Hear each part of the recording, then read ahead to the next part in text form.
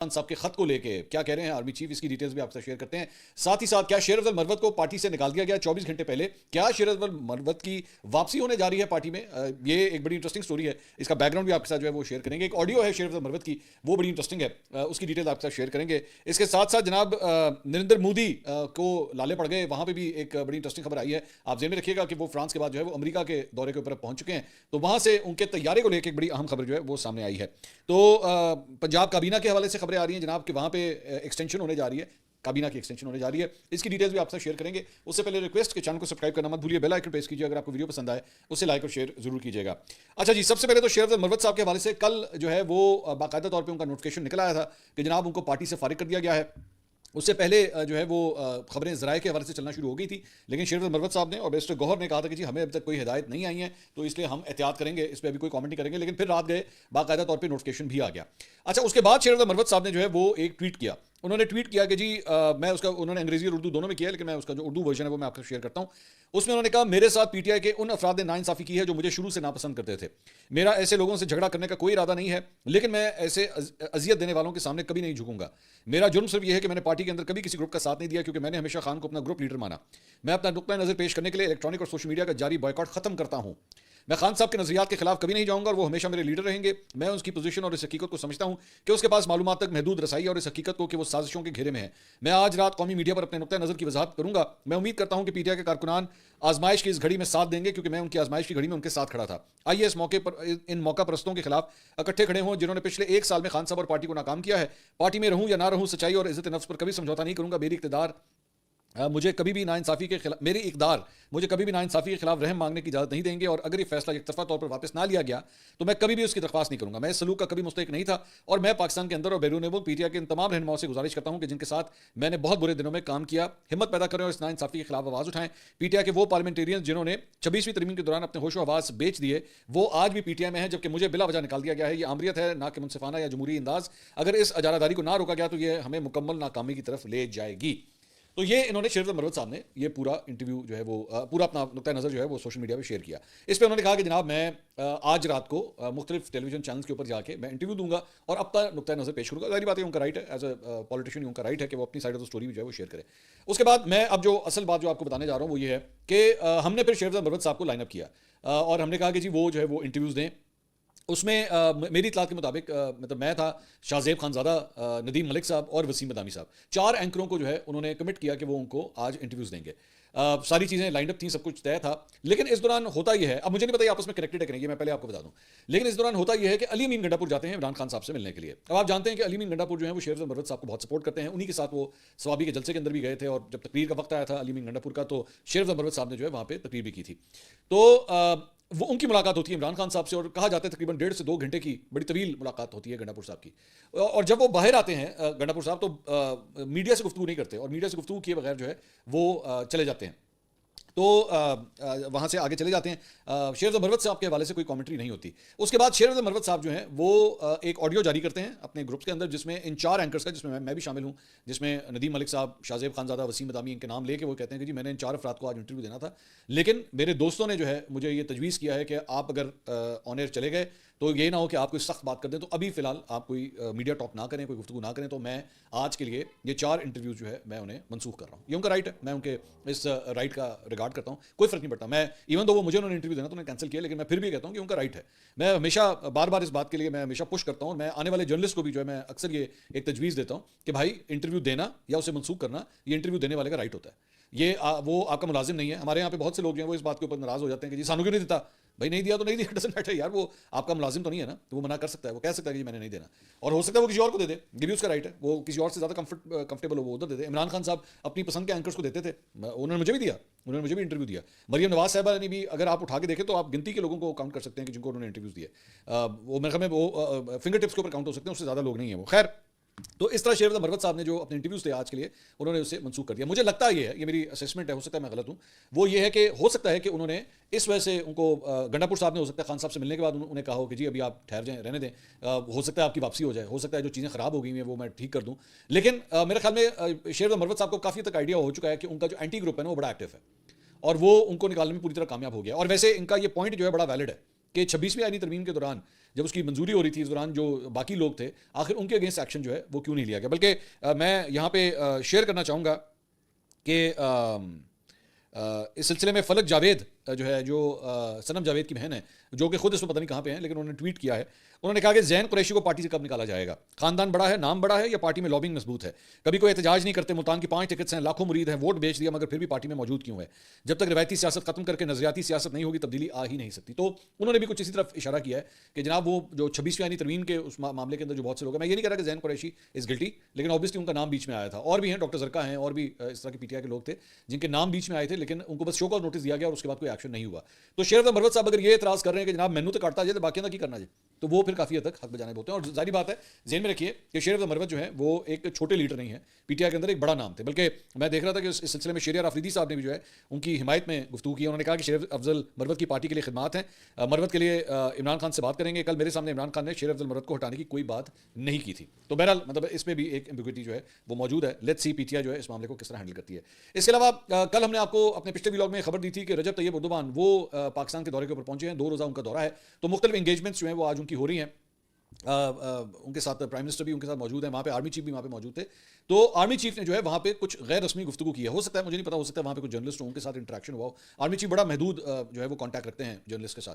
तो उनके जो चंद कोटेशंस आए हैं जो मुख्तलिफ टेलीविजन चैनल्स के ऊपर चले हैं, उसमें एक तो ये आया है जी, पाकिस्तान आगे बढ़ रहा है और पाकिस्तान को आगे बढ़ना है। तो उन्होंने कहा पाकिस्तान में तरक्की हो रही है, मुझे किसी का कोई ख़त नहीं मिला है, अगर कोई ख़त मिला तो वज़ीर आज़म को भिजवा दूंगा। तो ये उन्होंने जनाब कहा है कि जी मैं वो ख़त जो है वो मैं जो है वो वहाँ पे भिजवा दूंगा। तो इसका मतलब है कि वो जो ख़त है उसको किसी किस्म की कोई इंपॉर्टेंस जो है वो नहीं मिल रही।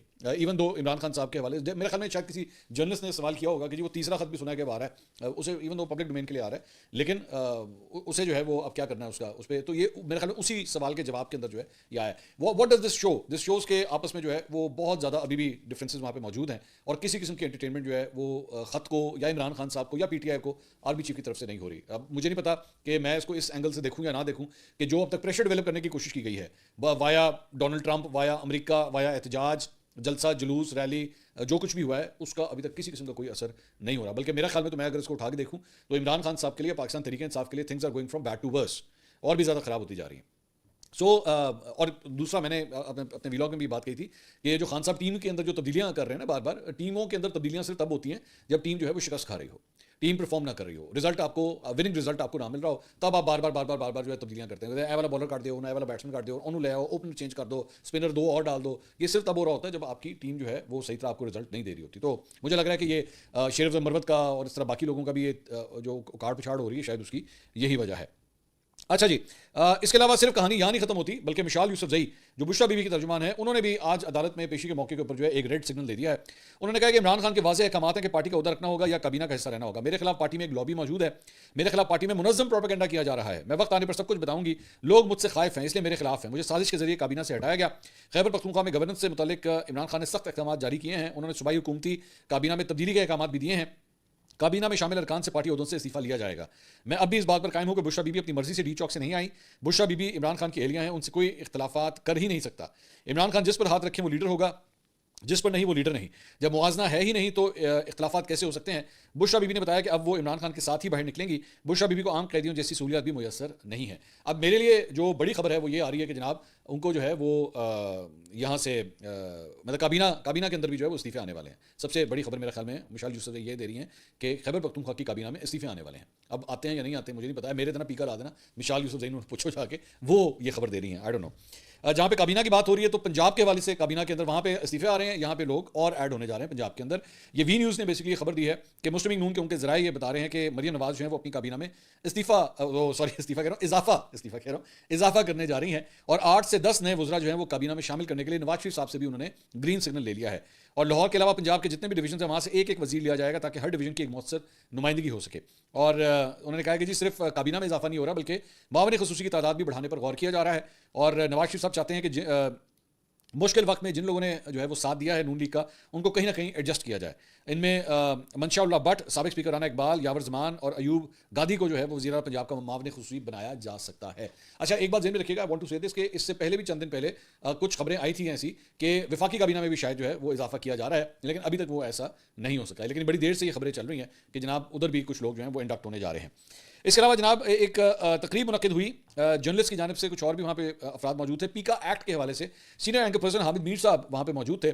तो उन्होंने चंद जो तकरीर के चंद पॉइंट्स हैं वो मैं आपका शेयर कर देता हूँ। उन्होंने कहा जी पीका एक्ट के जरिए पाकिस्तान में डायरेक्ट मार्शल लॉ नाफिज कर दिया गया है। पहले कानून में शिकायत कुनंदा वो बन सकता था जो डायरेक्ट मुतासिर हुआ, अब कोई भी शिकायत कर सकता है। कोई से मुराद आप समझ गए होंगे कि कोई भी कौन होता है। इस कानून के बाद खुसूसी अदालतें बनेंगी, हुकूमत जजेस खुद तैनात करेगी और अगर उनसे खुश नहीं तो उनको फारिग भी कर सकेगी। इन जजेस की तैनाती आइन के आर्टिकल 175 के तहत नहीं हो रही। लगता यह है कि हमें अदालत से इंसाफ ना मिले, इसलिए अवामी फोरम पर जाकर आवाज़ उठा रहे हैं। पीका एक्ट के बगैर बहस के मंजूर हुआ। पीका कानून ने इंतहा पसंदों के हाथ मजबूत किए हैं। इस कानून के तहत फेक न्यूज़ का खात्मा नहीं होगा, मुल्क खाना जंगी की जानिब जाएगा। तो ये हामिद मीर साहब के जो है वो कमेंट्स हैं जो उन्होंने इस तकरीब के अंदर दिए हैं। इसके अलावा जनाब एक्सप्रेस ने ये रिपोर्ट किया है कि आलमी मालियाती फंड यानी कि IMF का मिशन जो है वो चीफ जस्टिस पाकिस्तान से मुलाकात के बाद अब सुप्रीम कोर्ट बार एसोसिएशन से भी मुलाकात का उसने फैसला किया है। और IMF का ये मिशन जो है सुप्रीम कोर्ट बार एसोसिएशन के नुमाइंदों के साथ मुलाकात जो है वो कल करने जा रहा है।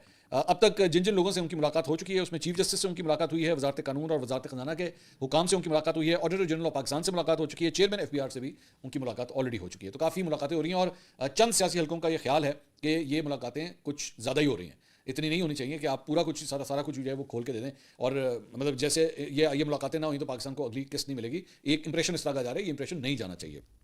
अच्छा जी, इसके अलावा जनाब ख्वाजा साद रफ़ीक साहब ने अपनी ही हुकूमत के हवाले से एक तनकीदी ट्वीट किया है। उन्होंने कहा कि वजारत एविएशन को ख़त्म करके इसे वजारत दिफा में जम करवाना नामुनासिब फैसला है। अफसोस हुआ इस इकदाम से एविएशन इंडस्ट्री को नुकसान होगा। मुस्लिम नून के इंतखाबी मंशूर में रेलवेज और एविएशन को मिलाकर वजारत ट्रांसपोर्ट बनाने का वादा किया गया था। राइट साइजिंग करना थी तो रेलवेज, एविएशन और पोर्ट एंड शिपिंग को मिलाकर वजारत ट्रांसपोर्ट बनाई जा सकती थी। तो Khwaja Sahab is not happy with the way Muslim Noon is doing all this. तो मेरे ख्याल में इसको जो है वो सिर्फ ये नहीं, मैंने और भी एक दो एविएशन के जर्नलिस्ट थे, मेरी उनसे भी बात हुई तो उन्होंने भी ये कहा कि ये कुछ ज़्यादा अच्छा फैसला नहीं है। इससे एविएशन के ऊपर जो काम हुआ हुआ है ऑलरेडी वो काफ़ी हद तक जो है वो बैकफुट के ऊपर चला जाएगा। This is not a very good decision. तो ख्वाजा साद रफ़ीक साहब भी जो है वो इसके ऊपर एतराज़ कर रहे हैं। इसके अलावा गवर्नर पंजाब सरदार सलीम हैदर साहब ने मीडिया से गुफ्तगू की है। उन्होंने कहा कि ख़वातीन यूनिवर्सिटियों में मर्द प्रोफेसर टीचर्स को हटाने का फैसला कर लिया गया है। यूनिवर्सिटियों में हरासा करने वालों को सख्त सजाएं होंगी। ख़वातीन को ब्लैकमेलिंग से बचाने के लिए पेपर्स बनाने और उनकी चेकिंग का निज़ाम जो है वो हम तब्दील कर रहे हैं। तो ये जनाब उनकी जानिब से ऐलान किया गया है गवर्नर पंजाब की जानिब से। इसके अलावा एक और खबर जो है वो मुख्तलिफ टेलीविजन चैनल्स के ऊपर चली है लाइन ऑफ कंट्रोल को लेके। और ख़बर यह है कि जनाब लाइन ऑफ कंट्रोल के ऊपर भारतीय तकरीबकारियाँ जो हैं वो काफ़ी हद तक बेनकाब हुई हैं। और खबरें ये हैं कि भारतीय फ़ौज और इंटेलिजेंस एजेंसियों ने आज़ाद कश्मीर और गिलगित बल्तिस्तान के पुरअमन इलाकों में बदअमनी फैलाने का एक प्लान बनाया हुआ है। और सिक्योरिटी ज़राए कह रहे हैं कि जी भारत की जानिब से लाइन ऑफ कंट्रोल पर निहत्ते शहरियों पर बिला इश्तियाल फायरिंग और तकरीबी सरगर्मियों की तारीख जो है वो पुरानी है। और कुछ ऐसा ही प्लान जो है वो ये बना रहे हैं कि LOC के ऊपर जो है वो धमाका खेज़ मवाद की नकलो हमल और इस्तेमाल के जरिए तकरीबकारी की कोशिशें की जा रही हैं। शवाहिद के मुताबिक 2016 के बाद से लाइन ऑफ कंट्रोल पर भारत की तरफ से IEDs लगाने के 54 वाक़यात अब तक सामने आ चुके हैं। चकोठी, नेज़ापीर, चीरकोट, रकचक्री, देवा और दीगर इलाकों में भारतीय IEDs मिलने और फटने के वाक़यात में इजाफा हुआ है। इन भारतीय IEDs धमाकों के नतीजे में अब तक मुताद्दिद मासूम शहरी जो है वो ज़ख्मी और शहीद भी हो चुके हैं। तो जनाब ये इंडिया की तकरीबकारियाँ जो है वो पाकिस्तान के अंदर जारी हैं। इसके अलावा भारतीय वज़ीर आज़म के हवाले से, नरेंद्र मोदी के हवाले से बड़ी इंटरेस्टिंग खबर आई है और ये हिंदुस्तान टाइम्स ने जो है इस खबर को रिपोर्ट किया है। उन्होंने कहा कि नरेंद्र मोदी के बैरून मुल्क रवानगी से पहले तैयारे को बम धमाके से उड़ाने की धमकी पर सिक्योरिटी पर मामूर अफसरान की जो है वो दौड़े लग गई। भारतीय मीडिया के मुताबिक धमकियां में फ़ोन कॉल मुंबई पुलिस को मौसूल हुई जिसमें कहा गया कि अमरीकी दहशतगर्द मोदी के तैयारे को धमाके से उड़ा देंगे। और कॉल करने वाले ने मजीद कहा कि वही दहशतगर्द गिरोह है जिसने 6 माह कबल अमेरिका में तैयारे को निशाना बनाया था जिसमें 6 अफराद मारे गए थे। धमकी देने वाले शख्स ने कहा कि इसी ग्रुप ने तैयारे में बम रख दिया है और अब मोदी को मरने से कोई नहीं बचा सकता। बाद में जो है वो तैयारे की पूरी चेकिंग वगैरह की गई और उसकी जो है वो क्लियरेंस हो गई कि ऐसा कोई चक्कर नहीं था। जब डिटेल्स पता लगी तो पता लगा कि जनाब उसी नंबर से जो है तकरीबन कुछ 1400 कॉल्स और हुई थी। और जब वो मुलजिम का पता लगा तो पता लगा जनाब वो ज़हनी तवाज़ुन जो है उसका ठीक नहीं था, तो उसने ये अफवाह जो है वो फैलाई थी। इसके अलावा एक और ख़बर जनाब वो ये है कि डोनाल्ड ट्रंप जो है ओहदा संभालने के बाद पहली बार रूसी मनसब व्लादिमीर पुतिन से जो है वो सऊदी अरब में मुलाकात करेंगे। ट्रंप ने यह ऐलान रूसी रहनुमा के साथ टेलीफोनिक गुफ्तगू के बाद किया है और उसमें उन्होंने यूक्रेन में तकरीबन 3 साल से जारी मॉस्को के हमले खत्म करने पर तबादला ख्याल किया है। अमेरिकी सदर ने कहा कि हम आखिरकार मुलाकात की तवक्को करते हैं। दरहकीकत हमें उम्मीद है कि वो सऊदी अरब आएंगे और मैं भी वहाँ जाऊँगा और हम शायद पहली बार सऊदी अरब में ही मिलेंगे। हम देखेंगे कि क्या हम क्या कुछ कर सकते हैं। इसके अलावा बाबर आजम का एक बड़ा इंपॉर्टेंट बयान सामने आया, मुझे बड़ा पसंद आया एक्चुअली बयान। उन्होंने कहा है कि जी वो मुझे किंग शिंग जो है वो कोई ना कहा करे। किंग कहने के ऊपर जो उन्होंने बड़ी नाराज़गी का इजहार किया है। मैच में फतह के बाद जो है वो बाबर आजम ने मीडिया से गुफ्तगू की और उन्होंने अपने मद्दाओं से दरख्वास्त की कि उन्हें किंग कहना बंद करें। करियर के अख्ताम पर पता चलेगा कौन किंग है। उन्होंने कहा कि फिलहाल टीम के अंदर एक नए किरदार पर तवज्जो मरकूज है और कोशिश है कि और बैटिंग के जरिए वो टीम की जीत में अहम किरदार अदा करें। वैसे जो नया रोल है वो ओपनिंग का रोल है बाबर का, लेकिन अभी तक वो उसमें कोई ज़्यादा सक्सेसफुल साबित नहीं हुए हैं। और मेरे ख्याल में बहुत अच्छा किया इन्होंने, ये बिला वजह किंग बाबर कहना जो है बंद करें। अभी तो उनका करियर जो है उसने बहुत आगे जाना है, तब जाके बाकी सही कह रहे हैं कि वो एंड पे जाके पता लगेगा। ये मेच्योरिटी की निशानी है कि खुद जो है वो ये बात कह रहे हैं कि उनके बारे में जो है इस किस्म का लफ्ज़ जो है वो इस्तेमाल ना किया जाए। पहले परफॉर्म करके दिखाएं। 100 मतलब बड़ी देर होगी सेंचुरी का वेट कर रहे हैं बाबर की, तो कोई ऐसी परफॉर्मेंस आए तो फिर बंदा सोचता है कि आइंदा किंग कहना है या प्रिंस कहना है या की कहना है। अगली वीडियो में आपसे दोबारा मुलाकात होगी। अल्लाह हाफ़िज़।